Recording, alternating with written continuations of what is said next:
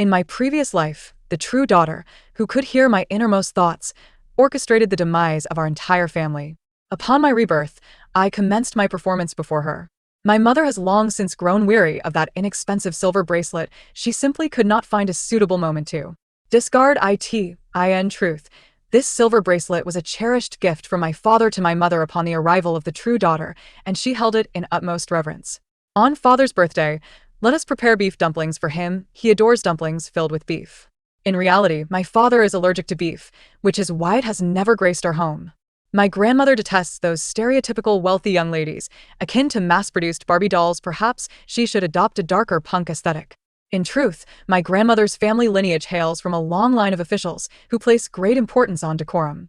The mind-reading true daughter presumed she had the upper hand, yet every utterance of my thoughts was a deception. Except for one. Shall you, dear sister, does Yenner's presence cause you distress? If so, I can leave immediately. Please, I implore you, do not harbor any disdain for Yenner. As I listened to Lu Yenner's delicate and feeble voice, I found myself momentarily disoriented. Noticing my prolonged silence, tears cascaded down Lu Yenner's cheeks in an instant. She trembled, saying, "Yenner understands, I shall leave at once." With that, she grasped her suitcase and began to make her way toward the villa's entrance. At this moment, clarity dawned upon me. I have been reborn. In my previous life, Lu Yenner possessed the ability to hear the whispers of my heart. Through these silent revelations, she gleaned the intricate dynamics of my family. With malicious intent, she sowed discord among us, inciting my parents to mistrust one another and subjecting my younger brother to the cruelty of cyberbullying. Ultimately, she orchestrated a tragic accident that led to the demise of us all, inheriting the vast fortune of the Lu family in the aftermath. Her hatred stemmed from a deep-seated resentment that our parents had failed to find her, opting instead to adopt me from the orphanage. She loathed me for usurping the life that was rightfully hers. Now that fate has bestowed upon me the chance for redemption, I am resolute in my vow to make her pay for her blood debts. In the previous life, Lu Yenner also donned a facade of fragility, poised to flee from home. Our parents, at that time, expressed their stance. If she wished to leave, they would provide her with a sum sufficient to squander for a lifetime. Conversely, should she choose to stay, she would remain an integral part of the family. Thus, when I witnessed her intent to depart, my heart pondered, would our parents truly abandon her if she left? Immediately, Lu Yenner's steps faltered, and she unexpectedly fainted. The doctor, upon examination, could find no physical ailment, ultimately diagnosing her with a bout of overwhelming sorrow. This time, I deliberately mused, to think Lu Yenner possesses such fortitude. Our parents remarked that if she could so easily forget her adoptive parents to return for a life of luxury, she would be nothing but an ingrate, and they would look down upon her. Please do not leave. As I had anticipated, Lu Yenner, despite her earlier hesitations, quickened her pace, fleeing the house as if in flight.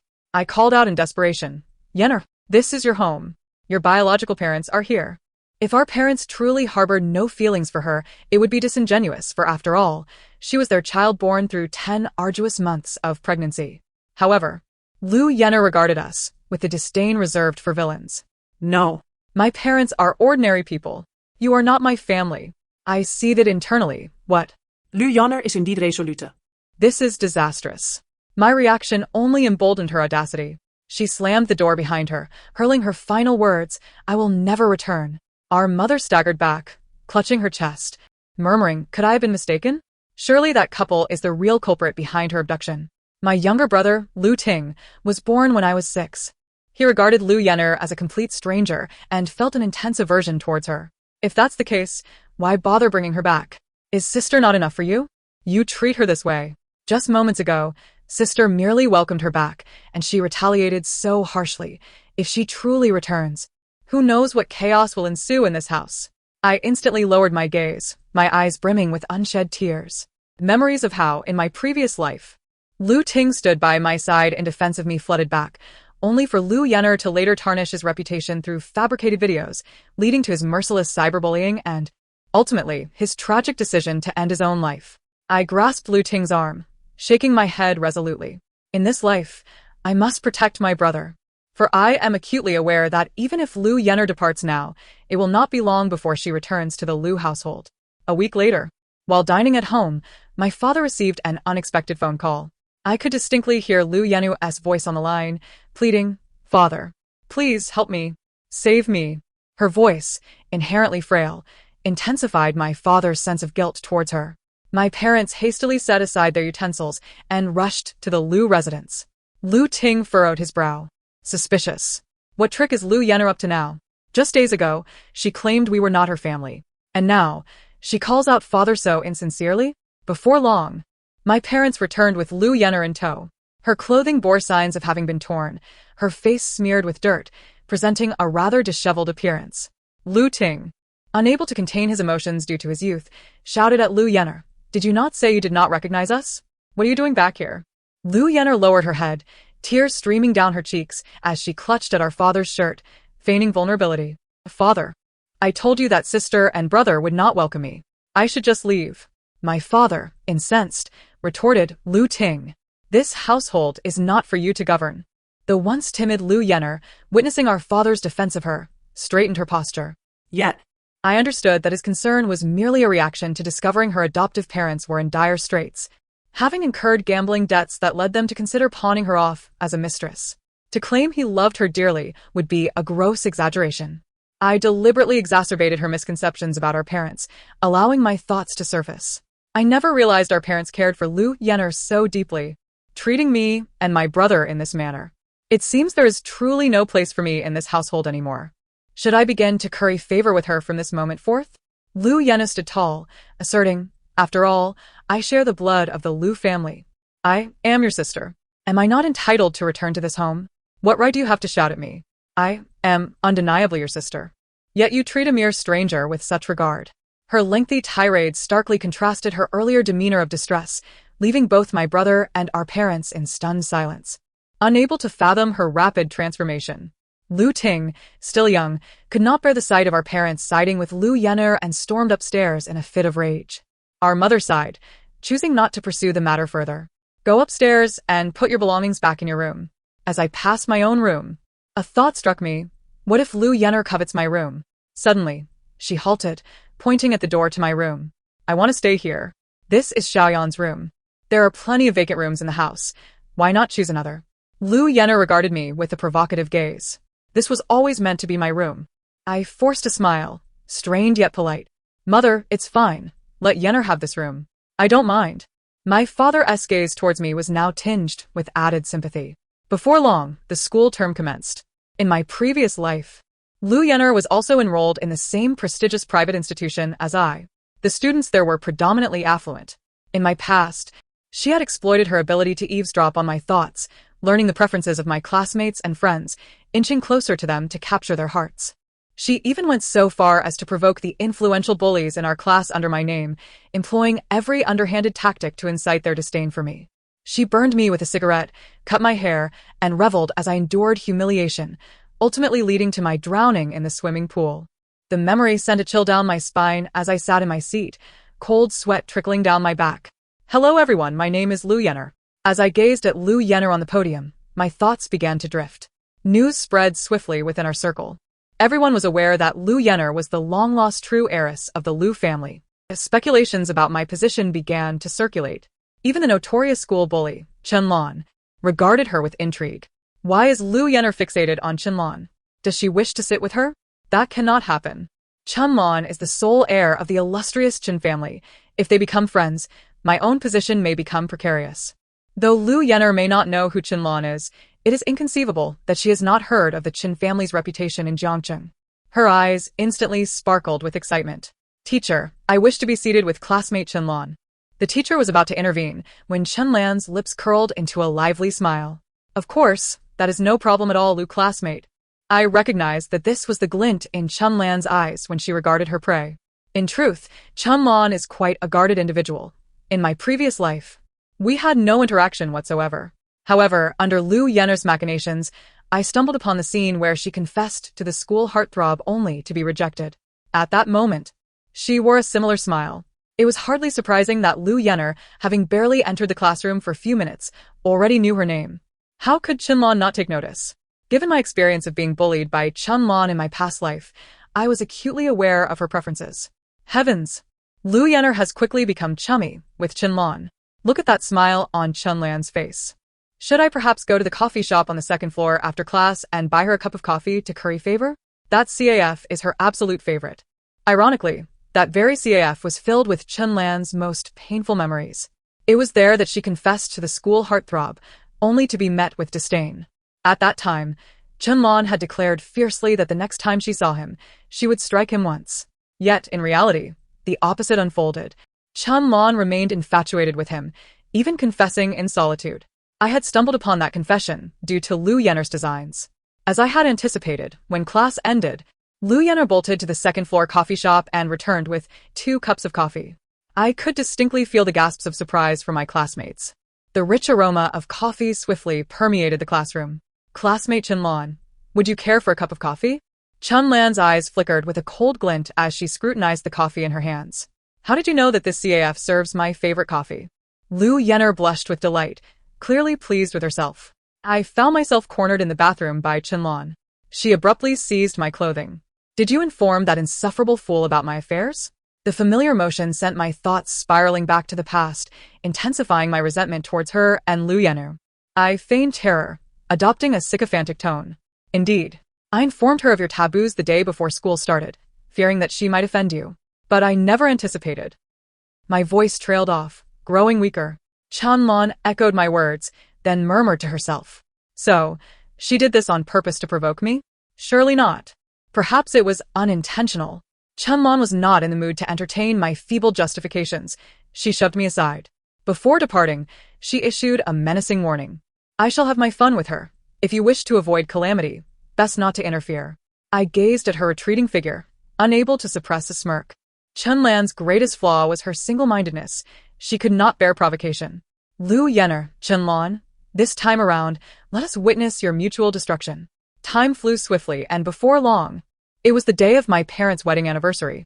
In the morning, I noticed my mother had donned a silver bracelet, glancing at Lu Yenner, who, as expected, was visibly concerned. After all, my mother rarely changed her jewelry, and today she had chosen an antiquated silver bracelet that clashed with her status. I feigned a sigh of regret. Mother must have worn this bracelet to remind father. Lu Yenner's gaze instantly shifted to me. Sensing the opportunity, I pressed on. This bracelet has long ceased to befit her status. Father, after all, is quite wealthy now. Why would he not buy mother a new one? I had heard her mention wanting to discard it, but given that it was a gift from father, she found no suitable moment. It is truly disheartening to witness. Lu Yenner subtly interjected, Mother, it seems this bracelet does not match your status. I noticed a flicker of discontent in my parents' eyes, yet their ignorance spared them from expressing it too overtly.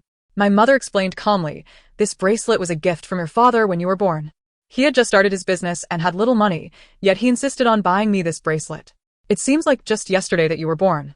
Perhaps due to the bracelet's association with Lu Yenner's birth, my mother's eyes welled with tears as she gazed at Lu Yenner. Her words echoed my own thoughts. Considering my father's presence and my mother's sentiments, Lu Yenner was undoubtedly calculating her approach. Since returning to the Lu family, my father had gifted Lu Yenner a credit card for her unrestricted use. In the afternoon, she ventured out and returned laden with bags from luxury brands. She deliberately flaunted her acquisitions, even waving the silver bracelet.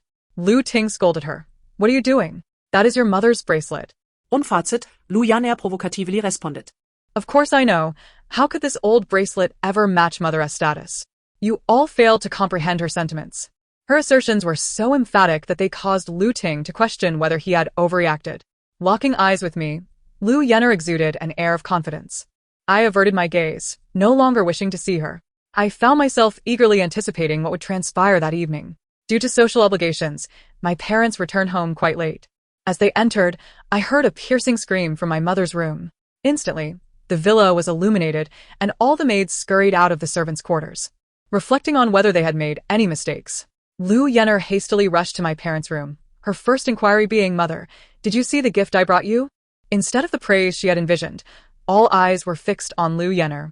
Could you repeat that? Lu Yenner was lost in her anticipation of compliments, oblivious to her mother's increasingly dark expression.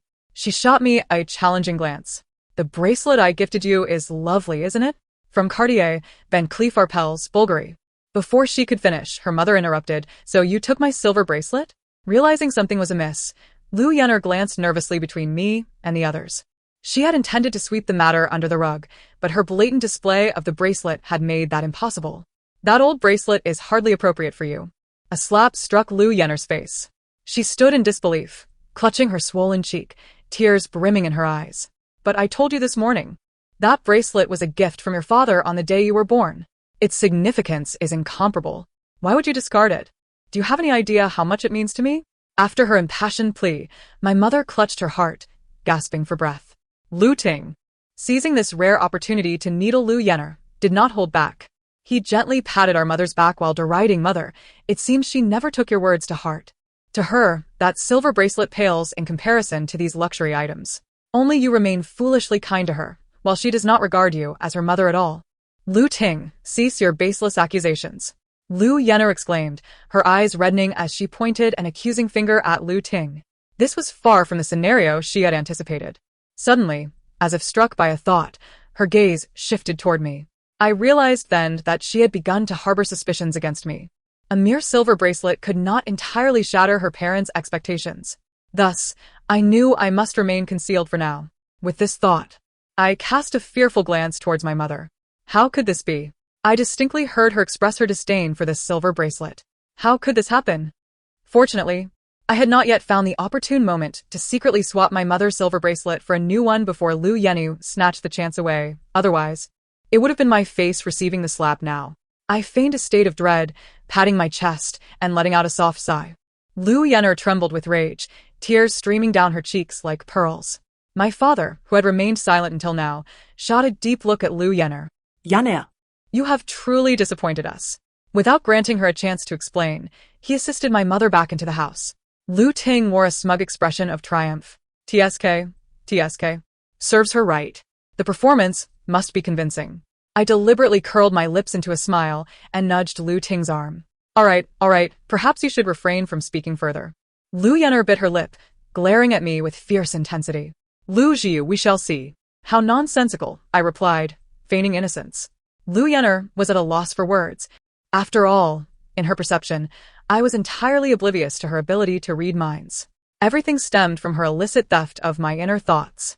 As night fell, I ventured out alone.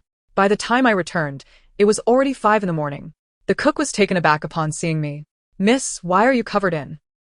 She hesitated, glancing at me. I had just returned from the suburban dump, reeking of filth. Cautiously, I retrieved the silver bracelet wrapped in a handkerchief from my pocket and handed it to the cook.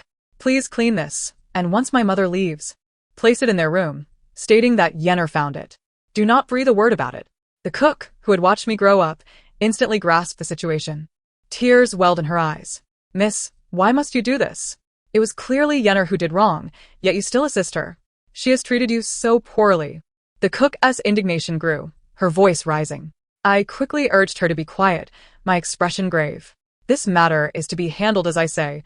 Remember, do not utter a word. I shall take a shower now. School is about to start." As I ascended in the elevator, I noticed a figure flitting through the shadows. I knew it was my mother. She had a habit of morning jogging, and today I had intentionally waited outside until I saw the lights in her room illuminate before entering. She must have overheard our earlier conversation. To my surprise, at the breakfast table that morning, my mother came downstairs holding the silver bracelet, surveying the room before finally settling her gaze on Lu Yenner. today. "I found someone left this in the study. Yenner, did you retrieve it?" Lu Yenner's panic was palpable, her grip on her chopsticks tightening. She cast a furtive glance at me and Lu Ting, and seeing our expressions unchanged, she seemed to steel herself. "Yes, mother. I didn't realize how important this bracelet was to you, so I searched the dump all night yesterday." The more she spoke, the more aggrieved she sounded, as if she truly believed she was the one who had done the retrieval. Lu Ting scoffed. "You should retrieve your own mistakes, and yet you act so wronged." "You?" My parents exchanged glances, disappointment etched in their eyes. The incident surrounding the silver bracelet was neither trivial nor monumental. Nevertheless, my mother chose to secure the bracelet in the safe, just as she safeguarded her genuine feelings towards Lu Yenner. Lu Yenner, having learned her lesson, managed to keep a low profile at home for some time. Glancing at the calendar, the day of the school prince's return had arrived. As soon as we reached the school gate, Lu Yenner sensed something amiss. "Why are there so many people today?" I intentionally rolled down the car window, gazing outside with adoration. "Gu Jinzhou has returned. It's been so long since I last saw him. I miss him dearly. How vexing. Why are there so many people surrounding him? I can't even see him. By the time we entered the classroom, Gu Jinzhou had already made his way inside. I stole a glance at him before quickly averting my gaze. Xiaolon, do you know if Gu Jinzhou has a girlfriend? I was close enough to their seats to clearly hear Lu Yenu's inquiry. The mention of Gu Jinzhou immediately piqued Chunlon's interest, and she regarded Lu Yener thoughtfully. What's this? Do you fancy him? Lu Yener, believing herself to be close friends with Chunlon, was oblivious to this angle. Indeed. Don't you think he's incredibly handsome? He certainly is, Chunlon affirmed. Their responses were unexpected. I had presumed that the seemingly delicate Lu Yener would have a meticulous plan if she intended to pursue Gu Jinzhou. However, she brazenly approached him, and Chunlon did not sever ties with her. Instead, I found myself subjected to daily accounts of Lu Yenu's interactions with Gu Jinzhou. I even began to question my own memory, wondering if Chunlon had long since lost interest in Gu Jinzhou. Until one day, Chunlon dragged me into the sports equipment room. The remnants of past pain quickened my breath involuntarily. I heard your relationship with Lu Yener is strained. I trembled as I spoke. Did she send you to confront me? Chunlon suddenly laughed. That wretched girl? Does she even deserve it? She flaunts herself in front of Gu Jinzhou every day. Chunlon spoke through gritted teeth. In the next moment, her expression shifted. She tucked a stray hair behind my ear. Do me a favor today. Tell your family's driver not to wait for her any longer. Before I could respond, the equipment room door swung open, revealing none other than Lu Yener. I feigned a stumble. She clicked her tongue provocatively before affectionately linking arms with Chunlon. Xiao Lan. It seems your oblivious sister, have upset you. Ignore her. I have wonderful news. Gu Jinzhou and I are together. Lu Yener could hardly contain her excitement. How could this be? How could she possibly be with Gu Jinzhou? I screamed inwardly, her expression growing increasingly triumphant. To Chunlon, this was an unabashed provocation. At last, Chunlon could no longer contain herself. She slapped Lu Yener across the face. You wretched girl. Lu Yener's delicate face instantly reddened and swelled. She was taken aback. Why did you hit me? The whole school knows I like Gu Jinzhou, yet you flaunt your flirtations with him before me. I've tolerated you long enough. Lu Yener panicked, completely unprepared for this turn of events. In a moment of desperation, she pointed at me. It's her. She's the one who likes Gu Jinzhou. Chunlon scoffed. I've known Lu Jiu for many years. I know all too well whether she has anything to do with Gu Jinzhou. Yet you, having just arrived at school, are already aware of my status and purposefully trying to seduce the one I like. Lu Yener, you're quite audacious. Just as Chunlon prepared to retaliate, the school bell rang, and a crowd began to gather. After all, Chunlon represented her family's honor, and in front of so many people, she could not afford to act rashly. She jabbed her fingers forcefully at Lu Yenu's temples. Wait for me obediently after school.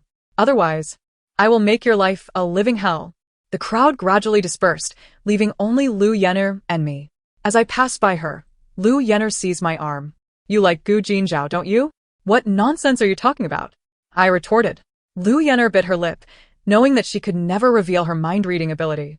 I can see it in your eyes. You can't deceive me. Since that was the case, I decided to let her continue in her misunderstanding. Leaning closer to her ear, I whispered softly, Indeed, I never expected you to uncover it. You vile creature. I knew it. Chunlon, come here. Lu Jiu is deceiving you. But by then, the crowd had already moved on, indifferent to her frantic declarations. From that day forth, Lu Yenu and I were irrevocably estranged. Surprisingly, Gu Jinzhou maintained his romantic relationship with Lu Yener. Due to her status as his girlfriend, even Chunlon dared not confront her. Lu Yener was well aware of the immense power of Gu Jinzhao's family, and her demeanor grew increasingly erratic, unabashedly displaying her disdain for me at home. Her parents observed her behavior with keen eyes. On her father's birthday, Lu Yener insisted on showcasing her culinary skills. I recognized that another opportunity had presented itself. I vaguely recalled that in my past life, Lu Yener had won over my father's favor with this very meal. Thus, I resolved to turn the tables in my favor. I smirked as I watched Lu Yener busily preparing dumpling filling. Father despises pork, yet she is making pork dumplings. How foolish. However, he does enjoy dumplings. I shall make a batch in the small kitchen later. The pain of comparison is delightful. But aside from pork, what other fillings are delectable? Perhaps I shall make beef dumplings instead. With these thoughts in mind, I exited the kitchen, fully aware that Lu Yenner was listening. Unlike me, who had been coddled and had never cooked, Lu Yenner, raised by foster parents who owned a restaurant, was quite adept in the kitchen. By the time I finished my dumplings, I learned that Lu Yenner had already prepared an entire table of dishes. I intentionally made several passes by the kitchen. Lu Yenner, brimming with confidence in her culinary prowess, had no intention of hiding her work. What is this? Why is her dumpling filling set aside? ISNT, she currently wrapping beef dumplings? Why did she select the same meat as I did? Lu Yenner, I exaggeratedly called her name, feigning anger. In front of her, I maintained my usual calm and graceful demeanor, never having shown such fury before. The more I acted this way, the more confident Lu Yenner became. Something's off with Lu Yenner. Why do I constantly feel like she can hear my thoughts? I further played the role of the frightened, guilty party, feigning terror as I gazed at Lu Yenner. Despite her efforts to mask her unease, the tightening of her palms revealed her panic. Realizing this, I took a few steps back in feigned horror. Lu Yenner seemed to find a convenient excuse. What's wrong with you? Just don't get my dumplings dirty again. It was because of you that I mistakenly added sugar instead of salt, ruining my ingredients. So that's it? Was I overthinking? Indeed. Mind reading is merely a trope in novels. Such a fantastical concept has no place in reality. With that, I returned to my kitchen. I intentionally made my dumpling wrappers excessively loose, boiling several pots until none emerged intact. Lu Yenner mocked me. TSK, with skills like yours, how can you even think of serving dumplings? I glared at the perfect dumplings on Lu Yenner's plate, my face flushing with embarrassment. In a fit of frustration, I discarded all my dumplings into the trash. When my father returned, Lu Yenner eagerly presented her dumplings to him. Dad. I made these dumplings myself, fresh from the pot and still warm. Please try them. Unable to refuse Lu Yenner's enthusiasm, my father indulged in several dumplings before finally relenting. He intended to wash up before joining the family for the celebration. I was acutely aware of my father's allergy to beef. After approximately half an hour, I spoke up. Dad usually takes 10 minutes to wash up. Why is he taking so long today? Mom, why not check on him? My mother sensed something was amiss. Upon pushing open the door, she found my father collapsed on the floor, gasping for breath. Luckily, there was an oxygen machine in the room. My mother quickly fitted him with a mask and called for emergency assistance. Fortunately, they arrived at the hospital in time, and my father was not in serious danger. However, those were merely comforting words. My mother understood that had they been any later, the consequences would have been dire. As if struck by a realization, my mother glared at Lu Yenner. What filling did you use in your dumplings for your father? Lu Yenner, bewildert, replied, beef. My mother slapped her across the face. Are you not aware that your father is allergic to beef? Lu Yenner's eyes widened in disbelief. How is that possible? When did Dad become allergic to beef? I had no idea. I bit my lip, feigning trepidation. How could that be? Lu Yenner, the housekeeper warned you about it days after you returned home. Are you trying to kill your father on purpose? At that time, Lu Yenner was solely focused on driving me out of the house, hardly recalling such trivial matters. That's not true, Mom. I truly didn't mean to. Yet, no amount of explanation would suffice. My mother's guilt towards her had been drained away after the incident with the silver bracelet. I looked at my father, who had regained consciousness. His eyes filled with disdain. I knew that my plan was on the verge of success. With the previous mishaps in mind, Lu Yenner had evidently grown cautious. I awaited the perfect opportunity. During this time, I occasionally made innocuous remarks that benefited Lu Yenner, allowing her to taste some small victories. Soon, my grandmother's 70th birthday arrived. My mother prepared dresses for the three of us and repeatedly reminded us to observe proper etiquette. Grandma is a very traditional woman. Her ancestors were officials. However, our family has been in decline since your grandfather's generation. Thankfully, your father has inherited their wisdom and is now flourishing in his career. I rolled my eyes. Mother is merely spouting nonsense. Last time I spoke with Grandma, she clearly expressed her disdain for stereotypical wealthy young ladies, who are as uniform as mass-produced Barbie dolls. She endured enough of that in her own childhood. Last time, when I showed her punk-style clothing, she adored it. This formal dress is utterly dull. I'll discreetly change out of it. To ensure my performance was convincing, I ordered a set of punk attire online. Since we still had school, our parents left early, instructing us to change after classes before joining them. Upon returning home, I found my outfit missing. Lu Yenny entered the room provocatively, having applied a dramatic smoky eye with purple hues to complement her ensemble, adorned with metallic accessories. I struggled to suppress my laughter and feigned outrage, shouting, "Lu Yenner, you're wearing my clothes." Saying this, I reached out to tug at her outfit. Lu Yenner forcefully pushed me to the ground, exclaiming, "Hurry up and put on your pink dress. We are running out of time." The driver, upon catching sight of Lu Yenner's attire, couldn't help but murmur a discreet warning. "Miss Yenner, is that outfit really appropriate?"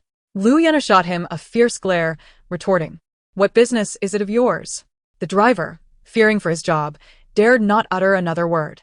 Due to the previous commotion, the banquet at my grandmother's house had already commenced by the time we arrived. As we pushed open the door, all eyes in the room turned towards us. Having attended numerous such gatherings since childhood, I was well versed in the etiquette of greeting. In stark contrast, Lu Yenner, clad in an incongruous punk ensemble, cast her gaze about restlessly, seemingly in search of my grandmother. My mother's countenance darkened. She approached with clenched teeth, seething, "Lu Yenner, what on earth are you doing? What is that outfit? Did I not repeatedly instruct you to wear the dress I prepared for you?" Lu Yenner replied dismissively, "Wearing the same boring formal attire is utterly mundane. Mine is distinctive." As she spoke, she finally spotted my grandmother, beaming as she approached her side. "Grandma, I am your beloved granddaughter, Lu Yenner." Out of respect for my grandmother, the murmurs in the crowd were subdued. However, among the relatives, a child's voice rang out clearly.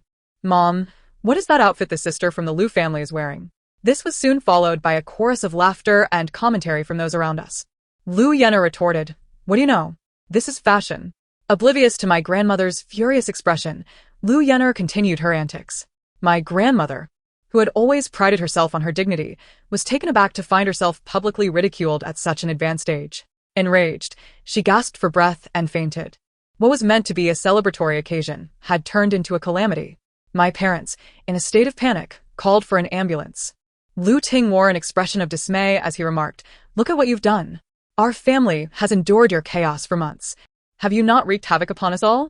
The words were spoken without malice, yet they struck a chord with my parents, who began to ponder the situation. My grandmother was rushed into the emergency room, and we waited anxiously outside. Lu Yenner's jarring black attire only served to heighten my father's agitation. In a moment of frustration, he struck her across the face. "Lu Yenner, I truly regret bringing you back.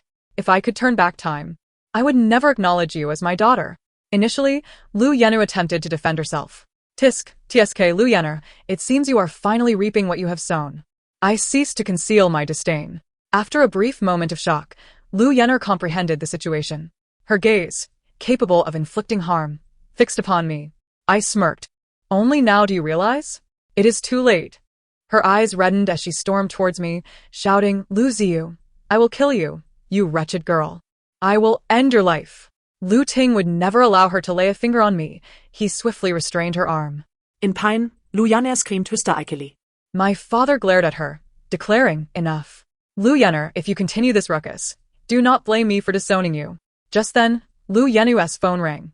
She glanced at it, seemingly struck by a thought. The fear she had just displayed evaporated, replaced by a defiant demeanor. "Disown me if you wish. Do you truly believe I desire to be the daughter of a decrepit old man like you? I will become Mrs. Gu, and I will ensure the Lu family suffers for their actions." With those words, she wrenched free from Lu Ting's grip and stormed out of the hospital in a huff. My parents sighed, clutching their hearts. I knew the end was near. The next encounter with Lu Yenner occurred 6 months later. As I prepared to leave for my studies abroad, a disheveled woman in tattered clothes obstructed my path.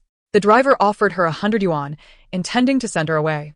Suddenly, she screamed and rushed towards our family. "Mom, Dad. It's me." I am Yenner." They recoiled in surprise, instinctively taking steps backward. Her face bore several ghastly scars, rendering her appearance particularly terrifying. Lu Yenner, unfazed, continued, "That scoundrel Gu Jinju. He promised to cherish me forever and make me Mrs. Gu. He said he would marry me upon graduation, yet he turned around and got engaged to someone else. And that Chenlon. She terminated my pregnancy with Gu Jinju and scarred my face. That vile woman will pay for her actions." Her words seemed aimed at eliciting sympathy, yet her parents, long since wounded by her actions, regarded her with cold indifference. Lu Ting yawned, visibly impatient. "Are you done? If so, please step aside." My sister has a flight to catch. Lu Yenner was at her breaking point. Mom, Dad, please listen to me. My father coldly replied. You severed our father-daughter bond months ago. You almost caused your grandmother and me to perish. That's not true. It's all Lu Jiu's doing. She is to blame. As she spoke, Lu Yenner drew a small knife from her pocket and, in a frenzy, lunged at me. Fortunately, Lu Ting reacted quickly and intercepted her. But my arm was still deeply cut by her blade. She continued to scream, I will kill you. I will kill you. The police soon arrived. Lu Yenner was charged with attempted murder. She had tried to feign insanity to escape punishment, but examinations confirmed her mental stability. Consequently, she would spend her youth behind bars. Meanwhile, I boarded a flight to America, embarking on a new chapter of my life. The end. Thank you for listening. If you enjoyed it, please give a thumbs up and subscribe. Until we meet again in the next story.